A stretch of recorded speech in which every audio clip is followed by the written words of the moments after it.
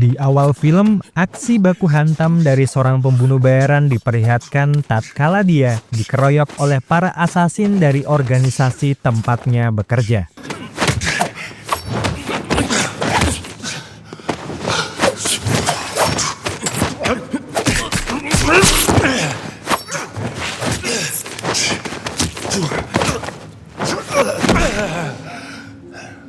Hideo Kudo memang berhasil membunuh ketiga asasin itu tanpa mendapatkan luka berarti di tubuhnya. Akan tetapi ketika dia ingin bersantai sambil ngudut dulu di tempat itu, dari arah belakang, seseorang telah mengarahkan pistolnya dan membunuh Kudo dengan sekali tembakan.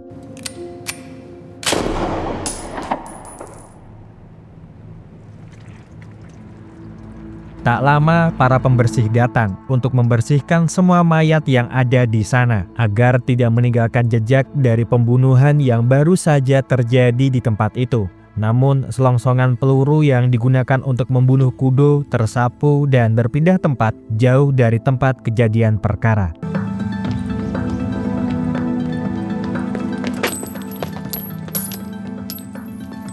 Dan inilah Ghost Killer.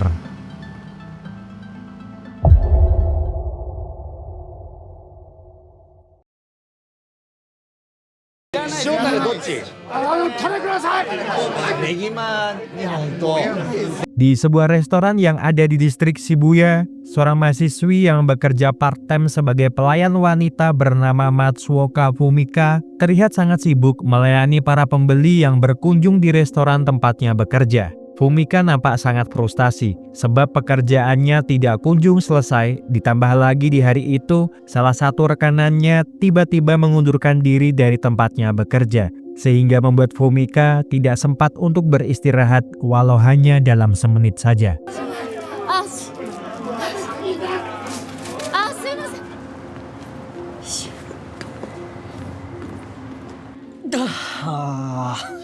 Sebelum pulang ke tempat tinggalnya, Fumika mampir dulu ke sebuah bar untuk sekedar minum-minum serta menemui seorang influencer Facebook yang bernama Masaki agar Fumika bisa mendapatkan sedikit informasi tentang bagaimana caranya menjadi seseorang yang terkenal melalui media sosial. Tetapi bukannya ilmu yang dia dapatkan, Fumika malah merasa kalau Masaki itu sedang memanfaatkan keadaan situasi dengan terus mencoba menggoda dirinya. Bahkan Masaki mencoba mengulur-ulur waktu dengan pergi ke toilet ketika dia tak sengaja melihat jadwal kereta terakhir menuju ke Nagayama dari ponsel milik Fumika agar Fumika mau diajaknya untuk mampir menginap tidur ke Oyo.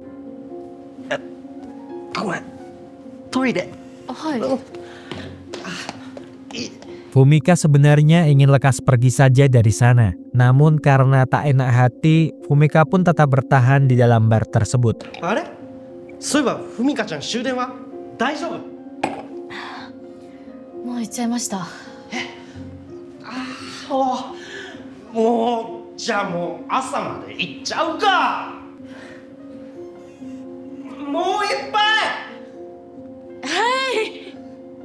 Menjelang pagi, mereka berdua pun memutuskan untuk pulang dan Masaki masih berusaha meraih Fumika agar mau diajaknya mampir sebentar ke Oyo. Fumika yang tak tahan dengan perilaku mesum Masaki kemudian mendang kepala Masaki. Tetapi ternyata tindakannya itu hanyalah keinginan dalam imajinasinya. Sebab dia adalah tipe orang yang lebih senang memendam sendiri perasaan dalam hatinya. Fumika yang telah sampai di tangga luar tempat tinggalnya berjalan pelan naik ke atas. Tetapi namanya juga orang yang habis mabuk, dia sempat terjatuh dan tak sengaja menemukan bekas longsong peluru yang digunakan untuk membunuh Kudo waktu itu.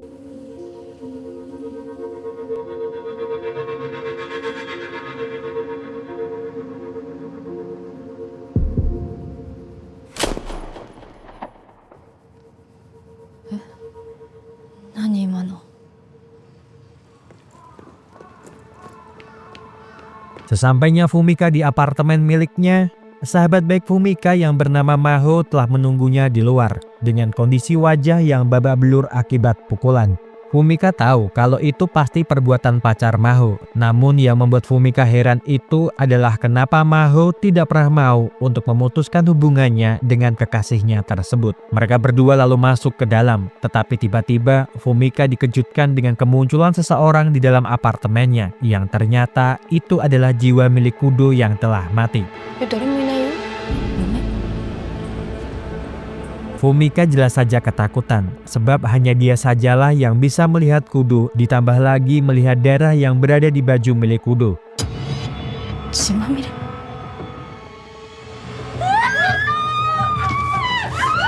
Fumika berteriak, seakan-akan tak percaya dengan apa yang dilihatnya, dan Maho yang melihat sahabatnya sangat ketakutan entah karena apa, mencoba untuk menenangkan dirinya dalam pelukan.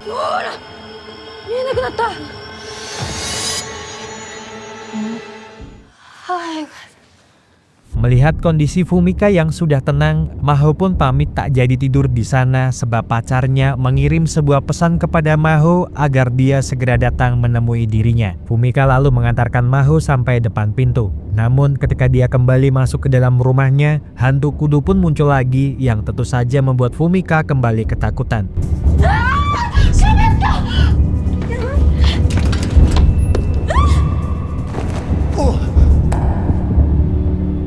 Akibat sentuhan itu ternyata membuat Kudo bisa masuk merasuki tubuh Fumika. Fumika memang bisa tersadar secara pikiran dan bisa menggerakkan bibirnya untuk berbicara. Namun tubuhnya teralihkan seiring jiwa Kudo yang masuk ke dalam tubuh dirinya. Memang semua ini terasa sangat aneh dan tak masuk di akal, tetapi inilah kenyataannya. Kudo sendiri pun bingung dengan apa yang terjadi, sebab semenjak dia menjadi hantu, baru kali ini dia bisa menyentuh serta merasuki tubuh seorang manusia. Dan satu-satunya cara agar dia bisa keluar dari tubuh Fumika hanya dengan memejamkan matanya selama 5 detik.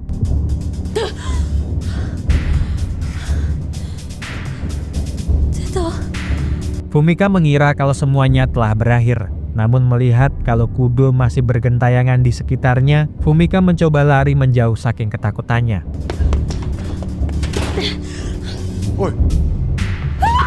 Sebagai hantu, Kudo memang tidak bisa terbang ataupun menghilang begitu saja. Tetapi jika jaraknya dengan Fumika melebihi radius 15 meter, posisi dirinya akan ditempatkan lagi berada di dekat Fumika. Fumika yang tidak tahu apa-apa masih terus berlari menjauh dari Kudo, hingga sampailah dia di sebuah lorong yang dimana Maho sedang dianiaya oleh kekasihnya. Maho. Fumika yang tidak menerima perbuatan Ryu segera mendekati mereka berdua dan meminta Ryu untuk tidak kembali berbuat sesuatu perbuatan yang melukai Maho. Namun karena tindakannya itu malah semakin membuat Ryu ingin menyiksa Maho.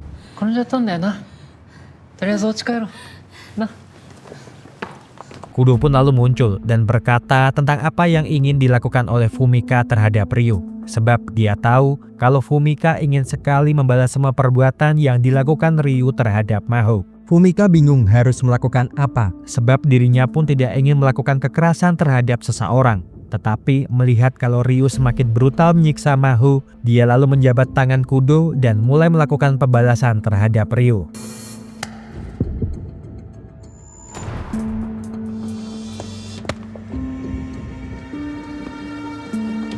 Nanika? Maho no fukusou wa mechakusha niyatteru wa Tsuboke!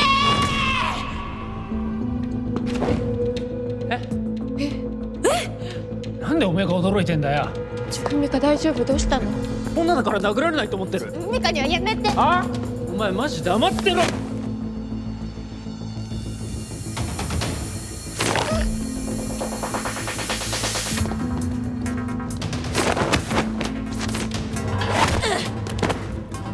おいはマジ殺すわお前。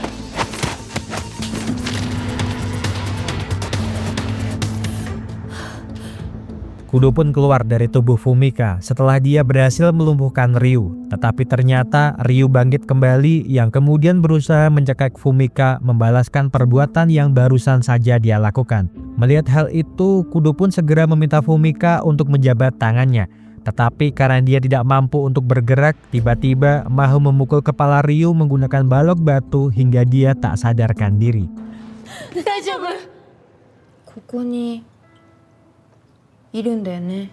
Fumika dan Maho pun kini berada di sebuah restoran untuk membicarakan tentang hantu yang mengikuti Fumika. Maho sebenarnya masih tidak percaya kalau hantu itu benar-benar berada di samping Fumika. Namun melihat apa yang dilakukan oleh Fumika tadi, Maho pun mulai sedikit percaya sebab dia tahu kalau Fumika tidak bisa melakukan gerakan bela diri apapun. Fumika sebenarnya sangat kesal karena Kudo dengan seenak hatinya menggerakkan tubuhnya dan malah berkelahi sampai-sampai tangannya harus kesakitan. Kudo yang mendengar itu pun tidak bisa menerimanya, sebab yang menginginkan perbuatan itu semenjak awal adalah Fumika di saat dia meraih tangan pria itu. Dan jika saja semenjak dirinya mati tidak gentayangan, saat ini pasti dirinya sudah berada di nirwana. Kudo pun lalu teringat kalau saat itu Fumika tak sengaja telah mengambil sebuah selongsong peluru di jalan, dan mungkin kenapa dia tidak bisa mencapai nirwana itu kurang lebihnya disebabkan karena rasa dendam di dalam dirinya yang terhubung dengan hal negatif serta rasa frustasi di dalam diri Fumika.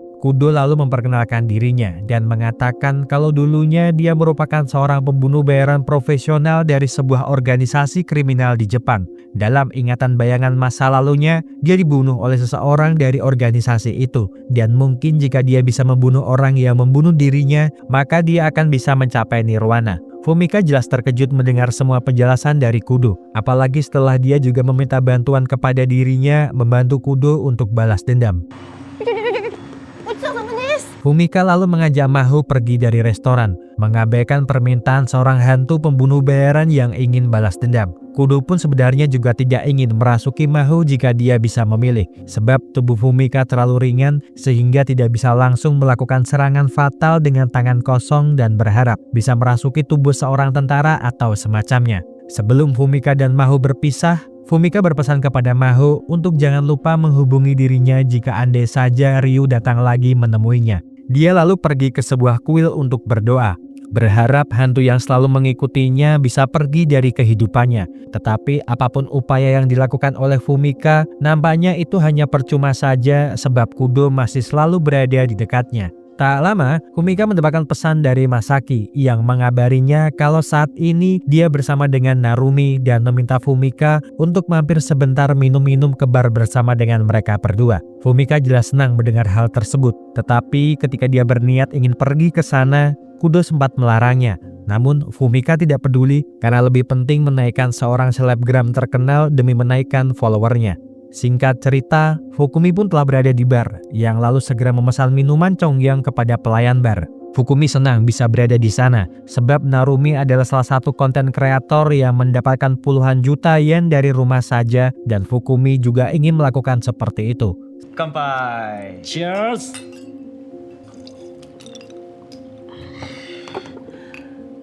Wow, iku ne. Sambil menatap Fukumi dengan rasa penuh nafsu, Narumi bertanya kepada Fukumi tentang apa yang ingin dia lakukan bila menggeluti dunia digital. Fukumi dengan polosnya mengatakan kalau dia ingin menjadi seorang podcaster atau terlibat dalam salah satu acara seperti varietas dan juga radio. Akan tetapi semakin lama dia berada di sana, Fukumi pun merasakan sesuatu yang aneh. Dia lalu berinisiatif untuk segera pergi dari sana, namun kepalanya seperti merasakan pusing sehingga dia tidak bisa pergi menjauh dari dalam bar. Narumi dan Masaki sangat senang sebab Fukumi telah masuk ke dalam perangkap mereka, sehingga mereka bisa berbuat sesukanya terhadap Fukumi. Akan tetapi, yang tidak mereka berdua sadari, ternyata Fukumi telah mengetahui perangkap ini semenjak awal. Sebab sebelumnya, Kudo sudah memberitahu dirinya kalau mereka berdua berafiliasi dengan organisasi pembunuh bayarannya dalam mengedarkan obat-obat terlarang. Fukumi sebenarnya tidak percaya begitu saja dengan semua ucapan Kudo, tetapi dia harus membuktikan sendiri semua ucapan Kudo benar adanya. Maka jika andai saja terjadi kepada dirinya, dia meminta Kudo untuk merasuki dirinya, agar Kudo bisa menghabisi mereka semua atas nama keadilan. Nanka hitori de shabetten da kedo.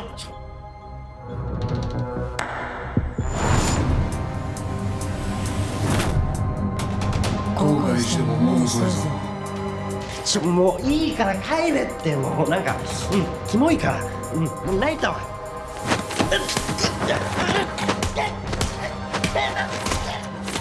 ざけんなてめえ。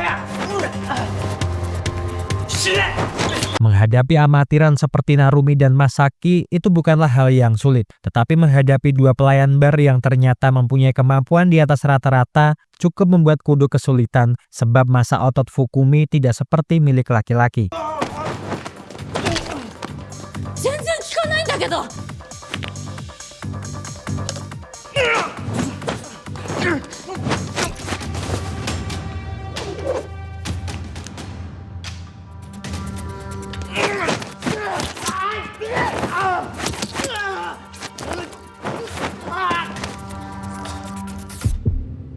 Akhirnya, Kudo berhasil menghabisi keempat pria di sana. Meskipun tubuh Fukumi terlihat sangat kesakitan setelah pertarungan itu. Fukumi menangis karena tak percaya dengan apa yang dilakukannya. Meskipun perbuatannya tersebut sepenuhnya digerakkan oleh Kudo. Kudo lalu meminta Fukumi untuk segera bangkit dan menelepon rekanannya sebab keyakinan Fukumi yang setengah hati menghabisi mereka malah akan menyebabkan masalah lainnya di masa depan.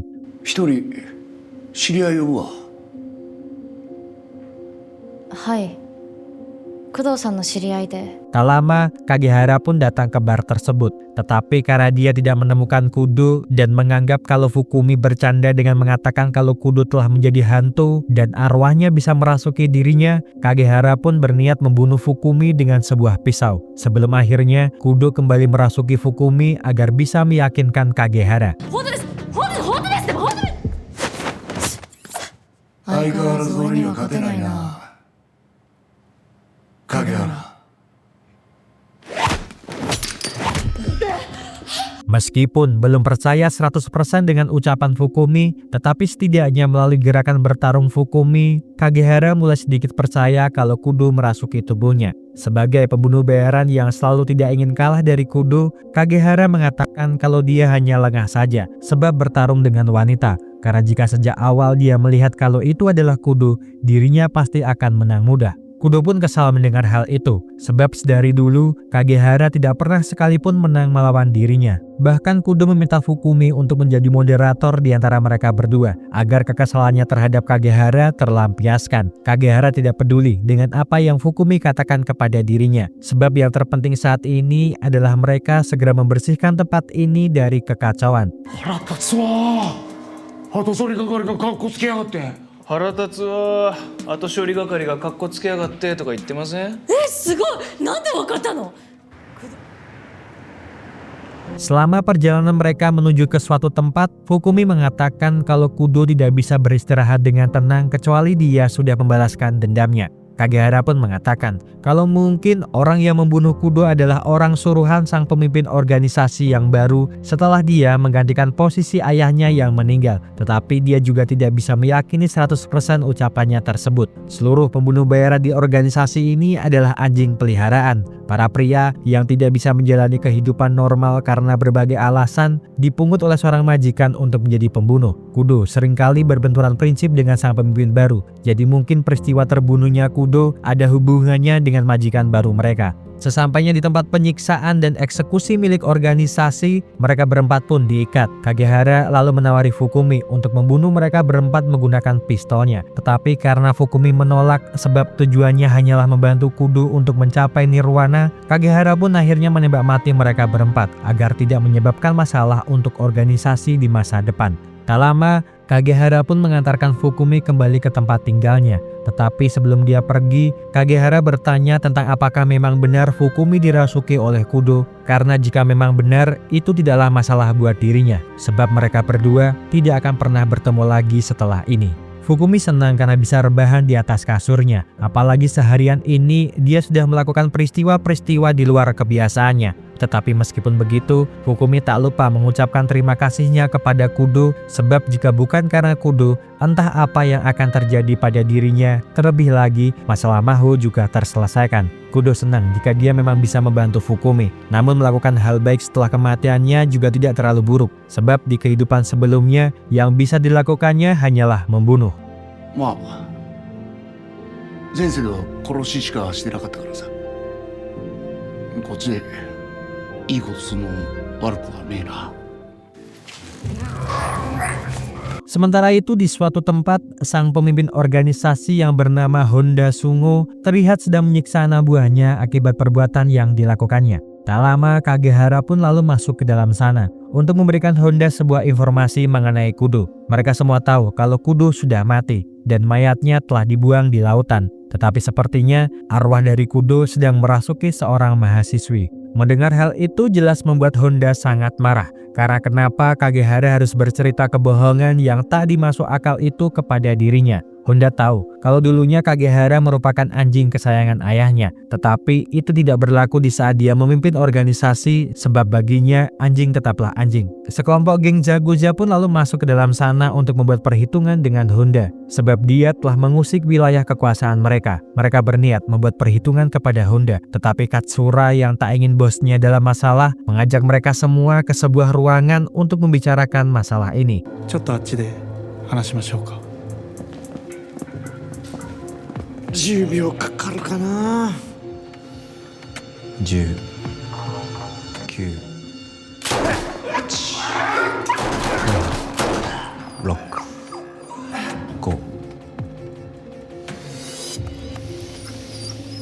Hanya dalam waktu 5 detik saja, Katsura berhasil membunuh ke-7 anggota Zaguza yang datang ke sana. Dan Kagehara yang baru melihat Katsura bertanya kepada Honda tentang siapakah orang itu. Dengan ketusnya, Honda pun mengatakan kepada Kagehara kalau dia telah menemukan anjing baru yang sangat kuat dan patuh kepada dirinya. Jadi jika Kagehara ingin pergi dari organisasi, cukup bilang pada dirinya, maka dia akan memerintahkan Katsura untuk menghabisinya. Tak lupa Honda bertanya kepada Kagehara tentang di mana keberadaan wanita yang dia maksud, karena dia ingin menghabisinya sebelum Kagehara terlalu banyak berhayal tentang Kudo. 早く家来い。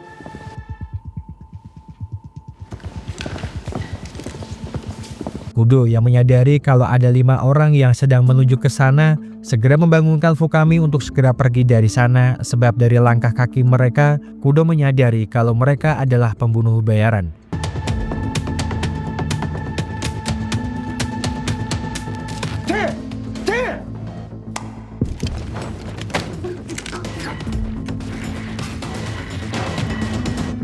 Dengan sekejap mata, keempat pembunuh bayaran yang berada di rumah Fukami berhasil dilumpuhkan, menyisakan Katsura yang masuk belakangan ke dalam sana. Kudo pun lalu membawa Fukami ke tempat dia biasa bersembunyi, dan di sana ternyata sudah ada Kagehara yang sudah menyadari kalau Kudo akan menuju tempat ini. Kagehara meminta maaf kalau dialah yang memberitahukan tempat tinggal Fukami kepada Honda. Fukami tidak mengerti dengan apa yang diinginkan oleh Kagehara terhadap dirinya, sebab dia tidak ada hubungannya dengan semua ini. Fukami sangat marah dan terus menyalahkan Kagehara sehingga membuat Kagehara terpancing dengan ingin membunuh Fukami.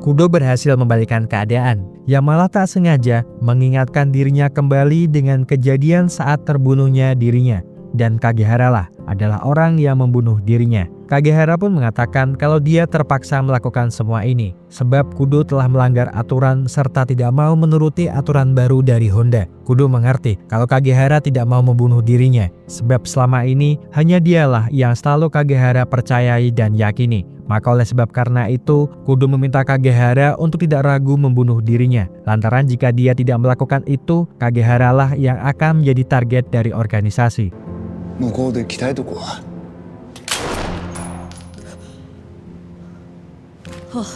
Kudo mencoba menenangkan perasaan Kagehara, tetapi karena dia tidak bisa memegang tubuhnya, yang bisa dilakukan Kudo hanyalah duduk termenung di samping Kagehara. Fukami juga mencoba menenangkan Kagehara, namun yang dilakukannya hanyalah meminta Kagehara untuk mengeluarkan semua tangisannya itu. Honda sangat marah kepada anak buahnya, karena kenapa mereka tidak bisa membunuh seorang wanita muda padahal mereka berjumlah 5 orang. Honda pun lalu menduga kalau wanita yang katanya dirasuki oleh Kudo itu pasti akan datang ke tempat ini. Jadi persiapkanlah diri mereka sebelum mereka mati di tangan wanita tersebut. Menjelang pagi, Kagehara bertanya tentang apa yang akan dilakukan Fukami selanjutnya, sebab organisasi pasti akan mencari dirinya. Kagehara sempat meminta Fukami untuk keluar kota saja berlindung dari kejaran organisasi. Tetapi yang tidak diduga, Fukami malah ingin sekali menghancurkan organisasi kriminal yang selama ini telah meresahkan masyarakat tersebut.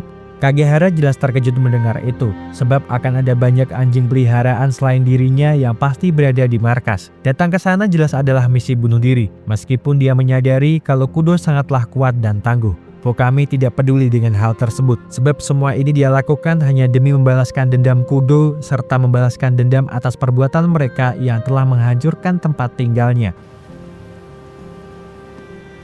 Kagehara yang menyadari kalau Fukami tidak akan bisa berbuat banyak menghadapi organisasi, akhirnya memutuskan untuk membantu dirinya. Sebelum mereka berdua masuk ke dalam markas, Kagehara meminta Fukami untuk berhati-hati, sebab lawannya bukanlah penduduk bumi pada umumnya. Kagehara akan masuk terlebih dahulu, dan meminta Fukami beserta Kudo menyusul setelah mengambil senjata yang ada di gudang senjata.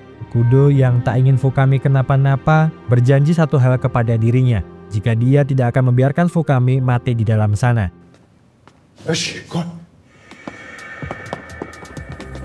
Kudo dan Fukami pun mulai masuk ke dalam markas dan langsung menuju ke gedung senjata untuk mengambil beberapa senjata yang mereka gunakan demi membunuh semua pembunuh bayaran yang ada di dalam sana. Setelahnya, mereka menemui Kagehara yang sudah bersiap, yang sedari tadi sudah mengawasi keadaan di dalam gedung tersebut.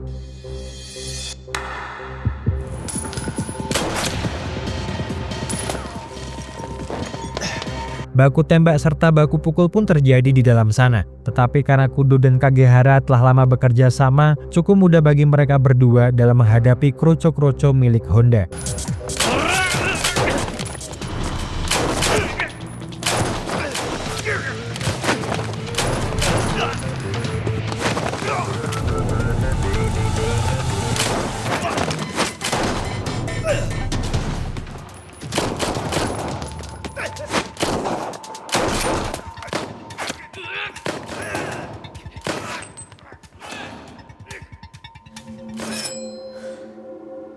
Fukami pun mengeluarkan pisau dari sakunya. Namun untuk berjaga-jaga, Kudo malah ikut-ikutan keluar dari tubuh Fukami. Tujuannya adalah demi melihat pergerakan Katsura yang akan datang ke tempat mereka, agar mereka bisa menyingkirkan pistol yang dibawa oleh Katsura. Karena jika tidak, Katsura pasti akan mudah membunuh dirinya menggunakan pistol.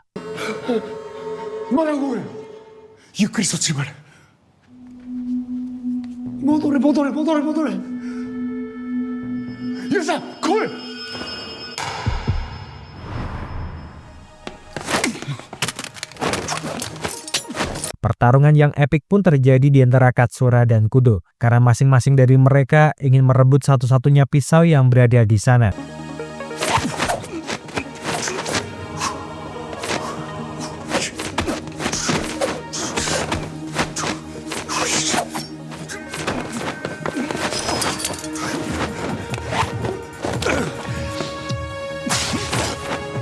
Kudo terlihat sangat kewalahan, namun dia segera bangkit demi mengalahkan pembunuh bayaran nomor 1 yang ada di organisasi setelah dirinya mati.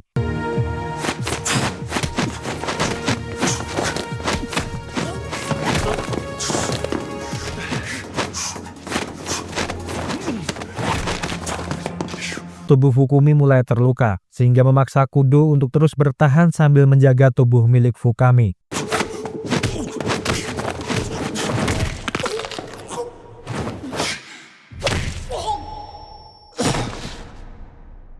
Katsura terus menyerang bagian tubuh Kudo yang terluka hingga akhirnya membuat Kudo keluar dari tubuh Fukumi. Dalam posisi tercekik Katsura, Fukumi memaki-maki Kido sebab kenapa sesosok hantu bisa pingsan karena terluka. Fukumi mencoba lepas dari cekikan Katsura dengan sedikit menjambak rambut Katsura, serta membenturkan kepalanya agar Fukami lepas dari cekikan yang kemudian merambat menuju ke tempat Kudo berada.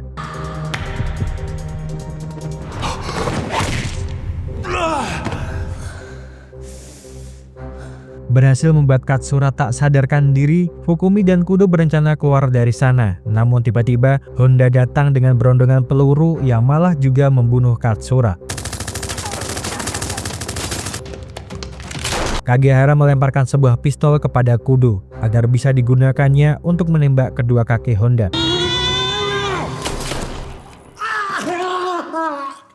アパート代弁償しろクソが。終わった。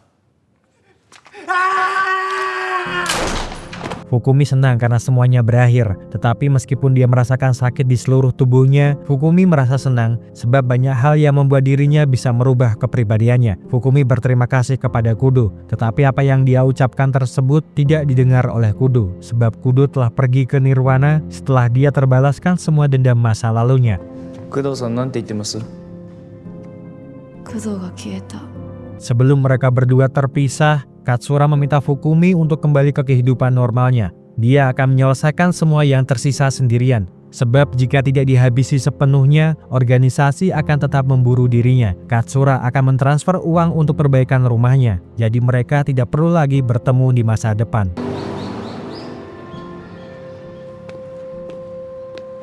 Beberapa hari setelah kejadian waktu itu, Fukumi dalam perjalanan menuju pulang ke rumahnya. Tak sengaja, di tangga itu dia menemukan lagi sebuah selongsongan peluru. Fukumi pun sempat teringat kembali kejadian waktu itu. Namun teriakan dari Mahu mengakhiri kisah Fukumi di film ini. Terima kasih seluruh sudah menonton rekaman film yang Mas Ahko persembahkan untuk kalian semuanya. Semoga terhibur. See you!